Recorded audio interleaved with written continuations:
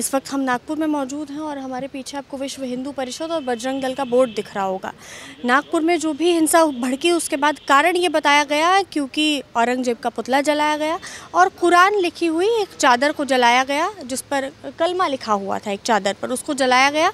और इसके साथ ही अफवाह ये भी उड़ी कि कुरान को जलाया गया, जिसको लेकर मुस्लिम समाज जो है गुस्से में आता है, आक्रामक रूप लेता है। उसके बाद में जो है हमला करना, दंगा होना, ये सब कुछ शुरू हो जाता है। आज हमारे साथ हैं विश्व हिंदू परिषद और बजरंग दल के ही समर्थक जो इसके मेंबर हैं। इनसे हम बात करेंगे और इनसे जानेंगे कि क्या कुछ उस दिन हुआ था और क्या वाकई में कलमा लिखी हुई चादर जलाई गई थी, पूरा मुद्दा क्या है।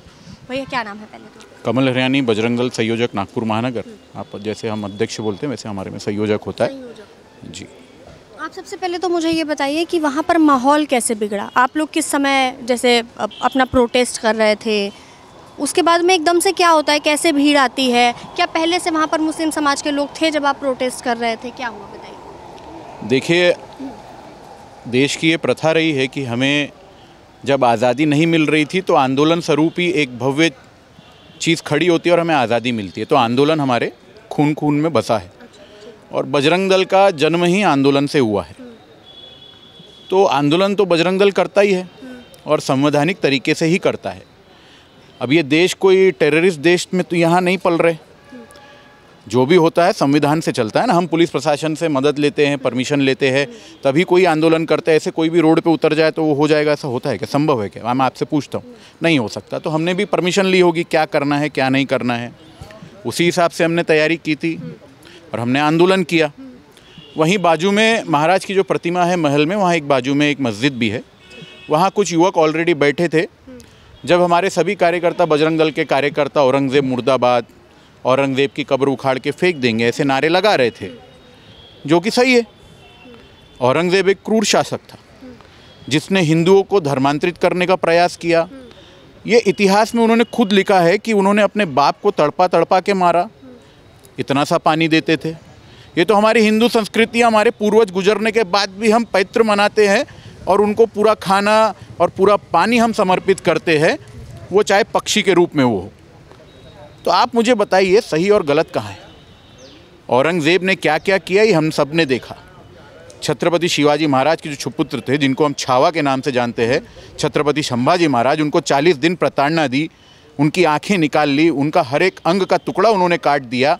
ऐसे क्रूर शासक को मैं अपना राजा कैसे मानूं? हमारे राजा छत्रपति शिवाजी महाराज हैं, हमारे राजा और कई वीर पराक्रमी हैं जिन्होंने अपनी जान दी। हमारे राजा हमारे गुरु गोविंद सिंह जी है, जिन्होंने अपने चारों साहबजादों की शहादत दे दी। उनको क्यों मारा गया था आप बताइए मुझे? औरंगजेब ने उनको दीवार में क्यों चुनवा दिया? वो 4 साहिबजादे, जो एक 6 साल का, 8 साल का, 11 साल का एक बच्चा, वो अपना धर्म नहीं बदलता, इसलिए उसको दीवार में चुनवाया जाता है। वो शासक महान कैसे हो सकता है इस देश में? मेरा ये सीधा सवाल है। और वही आंदोलन हम कर रहे थे कि ऐसे शासक की इस पावन भूमि में कब्र की आखिर ज़रूरत क्या है? लोग पूछते हैं कि 300 साल बाद आपको ये याद क्यों आया?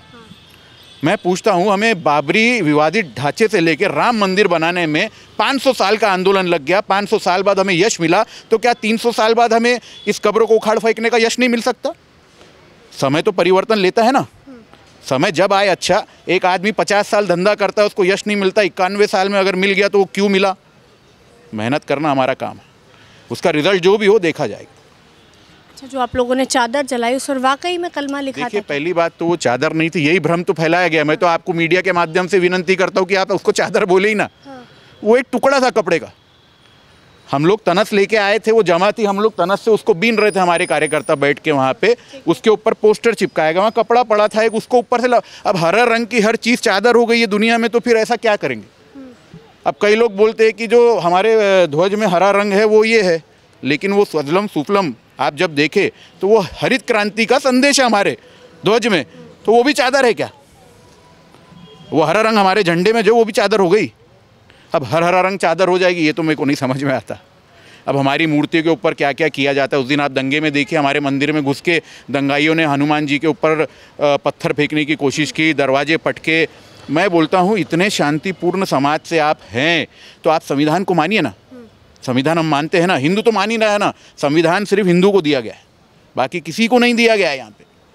अगर आपको हमारे से द्वेष था, हमने कोई गलत कृत्य किया था, भाई आपके हिसाब से हमने गलत कृत्य किया। आपने अफवाह फैलाई कि हमने कुरान की आयतें जलाई, कहाँ है? हम इतने बेवकूफ़ है?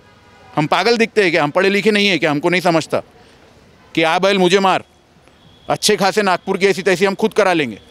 नागपुर में इससे पहले इस तरीके की घटना कभी नहीं हुई। कभी दंगे होते हैं, 1990 में भी एक दंगा हुआ, भड़का था, लेकिन ठीक है भड़कते हैं, वो किसी गलत फहमी से उत्पन्न हुआ ही कार्य होता है। ये कोई किया हुआ ज़बरदस्ती जोर ज़बरदस्ती वाला कार्य नहीं है। लेकिन ये शांतिपूर्ण समाज जो अपने आप को सेक्युलर बोलता है, हमें सिखाया जाता है हम सेक्युलर है, भाई भाई है, तो भाईचारा कहाँ गया? हिंदुओं के घर को टारगेट किया गया, हिंदुओं की गाड़ी जिस पे ओम लिखा है, तिलक लगा है, शुभ लाभ लिखा हुआ है, उन्हीं को फोड़ा गया। आप मेरे को बताइए, एक भी मुसलमान का घर क्यों नहीं जला? और मेरे को एक बात बताइए, ट्रॉली भर भर के गोटे, पत्थर, पेट्रोल बम, सलाखें, तलवारें, ये हमारे घर में क्यों नहीं निकलते?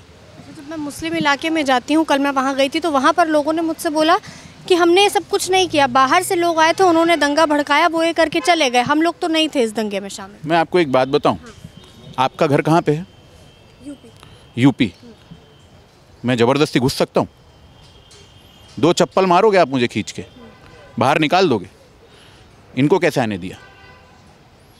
चलो, जो बाहर से आए, मेरा आपसे प्रश्न है, आप बाहर से आइए, मैं जब तक आपको अपना नाम ना बताऊं, मुझे वो नाम से पुकार सकते हैं?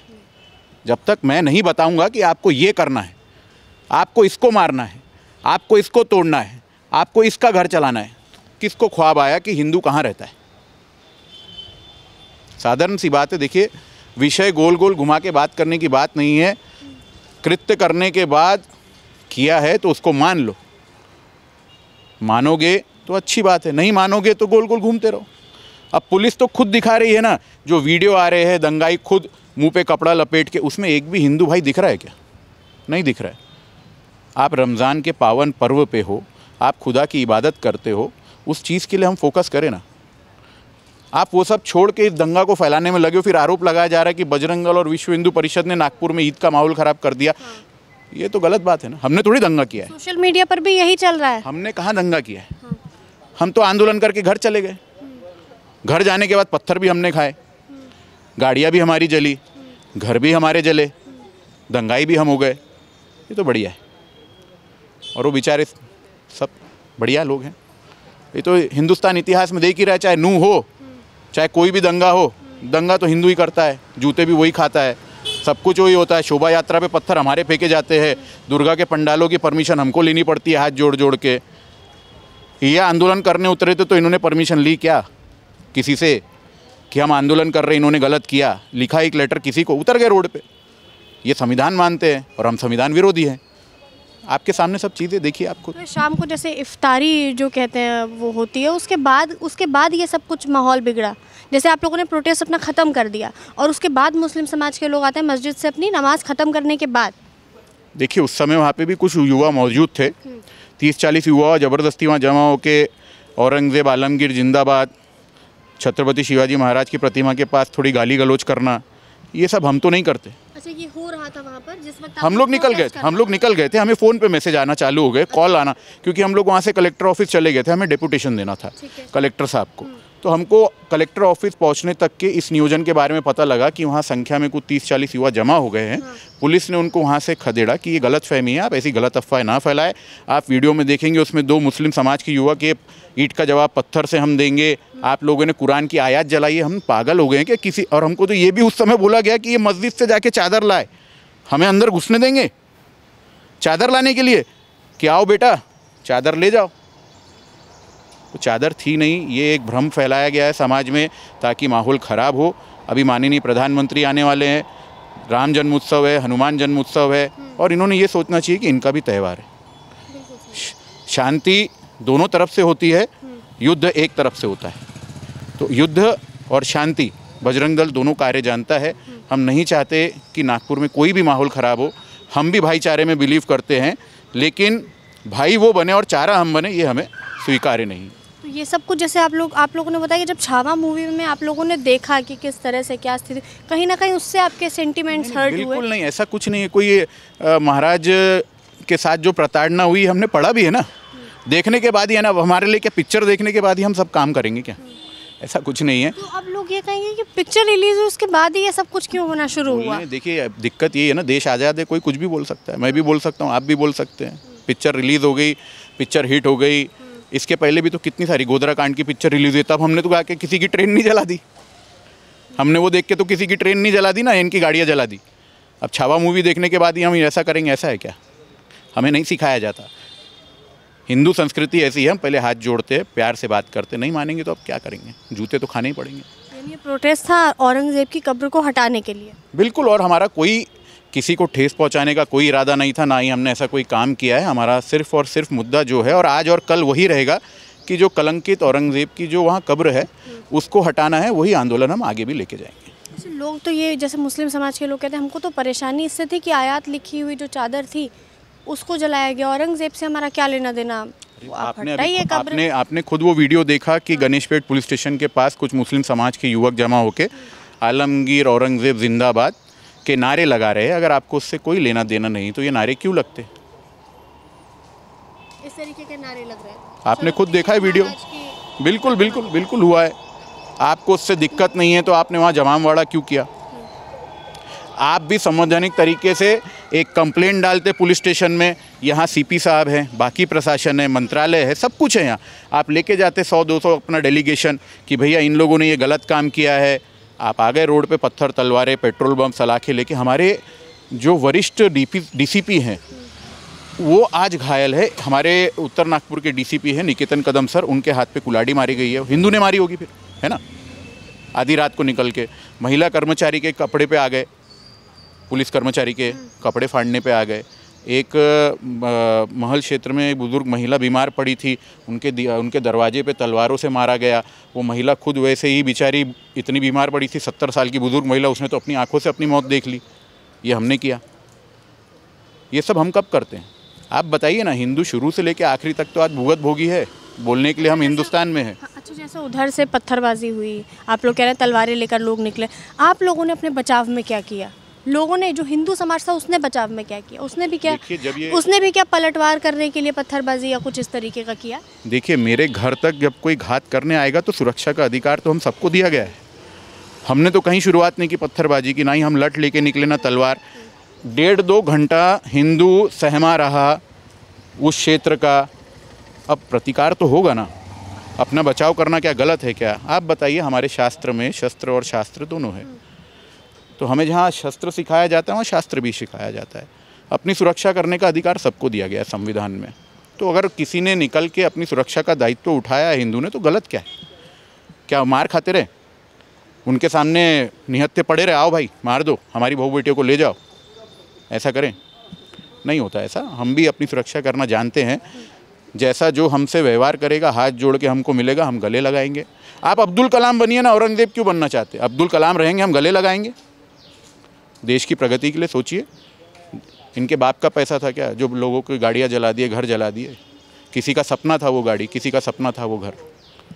नागपुर का जो भाईचारा था वो तो कहीं ना कहीं खत्म, जिसके लिए जाना जाता था नागपुर की, कभी दंगा नहीं हुआ, हमेशा भाईचारे से लोग रहे। देखिए, समाज में कुछ व्यक्ति बुरे होने से सब बुरे हो गए, हमारा ऐसा मत नहीं है। लेकिन जो बुरे हैं वो हमारे लिए बुरे हैं। मेरे भी कई मित्र हैं मुस्लिम समाज के जो कभी इन विषयों में नहीं रहते। मेरी आज इज़्ज़त उनके लिए बरकरार है। मैंने कहा ना, जो अब्दुल कलाम है उसके लिए मेरी इज़्ज़त है, मैं उसको सलाम बोलूँगा, मुझे कोई फ़र्क नहीं पड़ता। वो मुझे जय श्री राम बोलते हैं, मुझे अच्छा लगता है। लेकिन कुछ व्यक्ति जो उनकी शिक्षा है ये सुधरनी चाहिए ना। क्या सीख रहे हैं ये दंगे क्यों सीख रहे हैं? कहाँ से सीख रहे हैं?